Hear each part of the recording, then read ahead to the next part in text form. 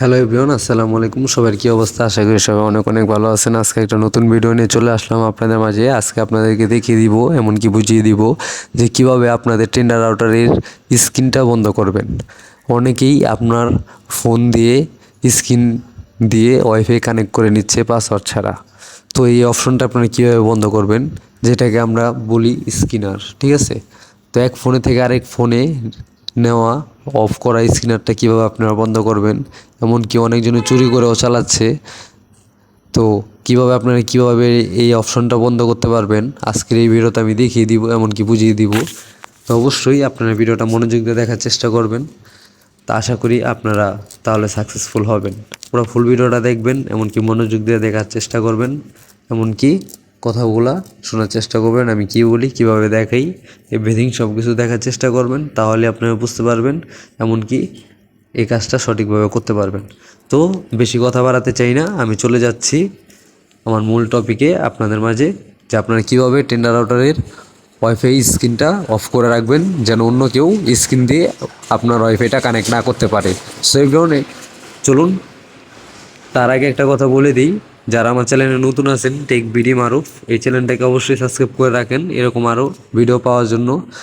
এমনকি পাশে bell icon doll করে দেন, যেন নতুন কোনো ভিডিও আমি আপলোড করার সাথে সাথে আপনারা যেন পেয়ে যান। আর আপনারা যারা এগুলোর সম্বন্ধে কিছু বুঝেন না বা পারেন না, অবশ্যই কমেন্ট করে জানাবেন, আমি ভিডিওর মাধ্যমে আপনাদেরকে বুঝিয়ে দিব, এমনকি শিখিয়ে দিব। সো এভরিওয়ান, বেশি কথা বাড়াতে চাচ্ছি না, চলুন মূল কাজে চলে যাই। তো এখন আপনাদেরকে কি করতে হবে, ওয়াইফাইয়ের স্ক্যানারটা বন্ধ করার জন্য আপনাদেরকে ক্রোম ব্রাউজারে চলে যেতে হবে। তো ক্রোম ব্রাউজারে আমি চলে গেলাম। ক্রোম ব্রাউজারে চলে যাওয়ার পর আপনাদের মাঝে এরকম একটা ইন্টারফেস চলে আসবে। এখান থেকে সিম্পলি আপনারা সার্চ অপশনে ক্লিক করবেন 192.168.01 01 ডট দিয়ে নেবেন, জিরোর পর ডট, তারপর 1 দিবেন, তারপর এন্টারে ক্লিক করে দেবেন। এন্টারে ক্লিক করে দেওয়ার সাথে সাথে এরকম একটা ইন্টারফেস চলে আসবে। এরকম একটা ইন্টারফেস চলে আসার পর এরকম না আসলেও আপনারা এখানে দেখতে পাচ্ছেন এই যে থ্রি ডটের আইকন আছে, যেখানে টেন্ডার বরাবর থ্রি ডট একটা আইকন আছে, থ্রি ডট আইকনে আপনারা সিম্পলি ক্লিক করে দিবেন। এখানে ক্লিক করে দেওয়ার সাথে সাথে আপনাদের মাঝে এরকম একটা ইন্টারফেস চলে আসবে। এরকম একটা ইন্টারফেস চলে আসার পর আপনারা সিম্পলি একদম উপরে অপশনটাই ক্লিক করে দিবেন, ঠিক আছে?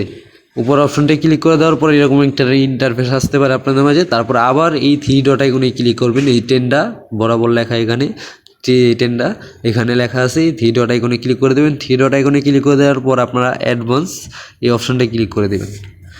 ক্লিক করে দেওয়ার সাথে সাথে আপনাদের মাঝে এরকম একটা ইন্টারফেস চলে আসবে। এখানেই আপনাদের কাজটা করতে হবে, আপনাদের ওয়াইফাইয়ের স্ক্যানারটা বন্ধ করার জন্য, যেন অজান্তে আপনার ওয়াইফাইয়ের স্ক্যানার দিয়ে আপনার অন্য ফোনে কানেক্ট করে নিচ্ছে। এই ওয়াইফাইয়ের স্ক্যানারটা কীভাবে বন্ধ করবেন, এটার মূল টপিকটাও হলো এই জায়গায়। সো এভরিওয়ান, ভিডিওটা মনোযোগ দিয়ে দেখার চেষ্টা করবেন, এমনকি আমি কি বলছি আর কীভাবে দেখাচ্ছি অবশ্যই চেষ্টা করবেন মনোযোগ দিয়ে দেখান। যদি মনোযোগ দিয়ে না দেখেন তাহলে অবশ্যই পারবেন না আশা করি। তো আপনারা মনোযোগ দেখার চেষ্টা করবেন, আপনাদের কাছে অনুরোধ রইল।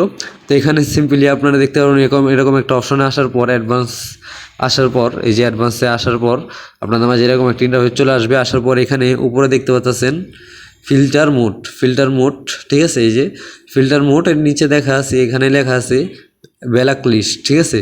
ব্ল্যাক লিস্ট লেখা আছে। এখানে আপনারা সিম্পলি কী করবেন, এই যে নিচেরটা ক্লিক করে দেবেন। নিচেরটায় ক্লিক করে দেওয়ার পর সিম্পলি এখানে আপনারা ওকেতে ক্লিক করে দেবেন। ওকেতে ক্লিক করে দেওয়ার পর সেভ নিচ্ছে, তারপরে এখানে রেখে সেভ সাকসেসফুল।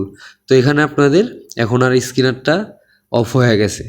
আপনারা যদি আবার স্ক্যানারটা অন করতে চান তাহলে আবার সিম্পলি কী করবেন, এই যে এখানে অপশন, এই যে আগে যেভাবে ছিল সেখানে ক্লিক করে ওকেতে ক্লিক করে দেবেন। তাহলে আপনাদের স্ক্যানারটা মনে করেন আবার অন হয়ে যাবে। তো আশা করি বুঝতে পারছেন যে টেন্ডার রাউটারের কীভাবে স্ক্যানার অফ অন করতে হয়।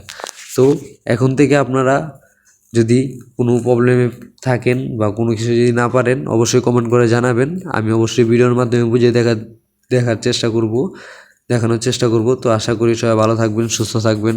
আল্লাহ হাফিজ।